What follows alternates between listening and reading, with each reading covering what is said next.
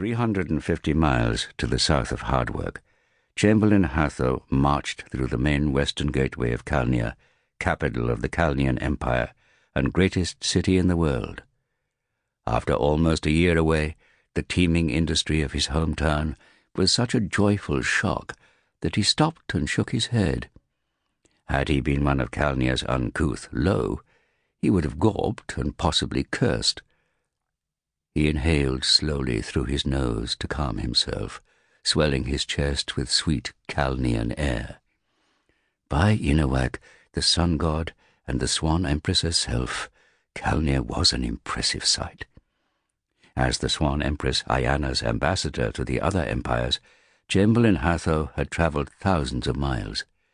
Some of the cities he'd seen did in fact rival Calnea in size and splendour, but for the last few weeks he'd been travelling by dog-drawn travois and boat through less sophisticated lands.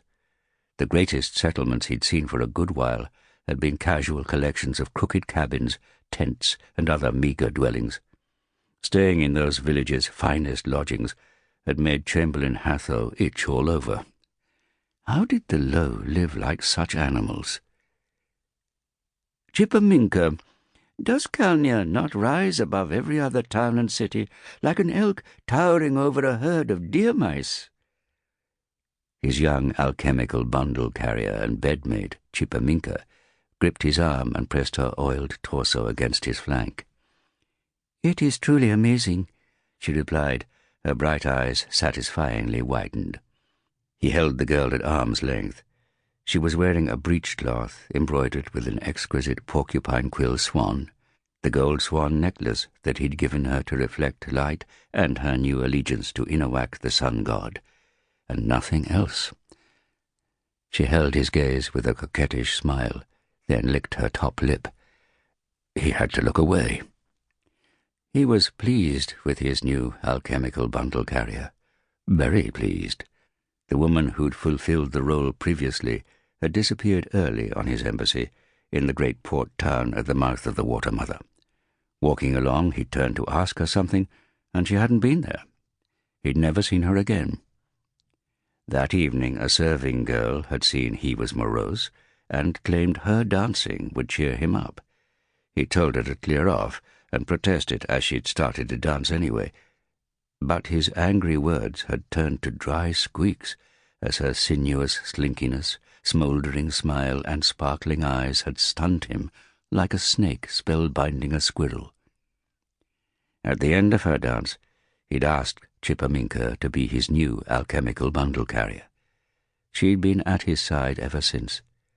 She was the perfect companion.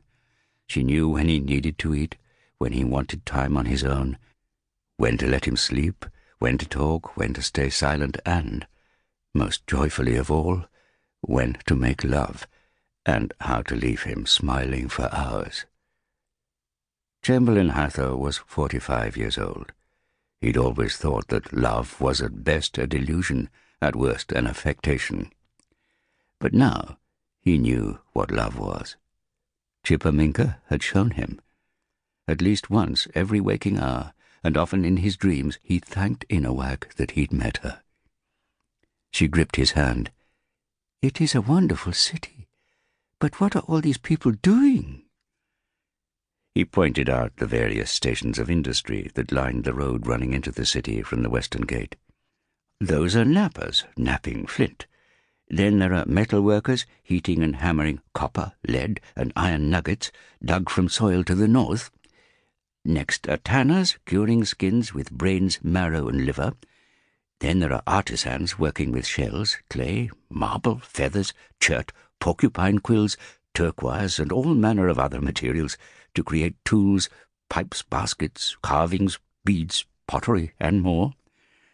That next group are tailors who sew, knit, twine, plait, and weave cotton, bark fibres, and wool from every furry animal in the Swan Empress's domain. They seem so diligent. They must be very intelligent." "On the contrary," smiled Chamberlain Hatho, "these are the low, the simple people who perform mundane but skilled roles, so that people like me, and you, dear Chippeminka, might soar higher."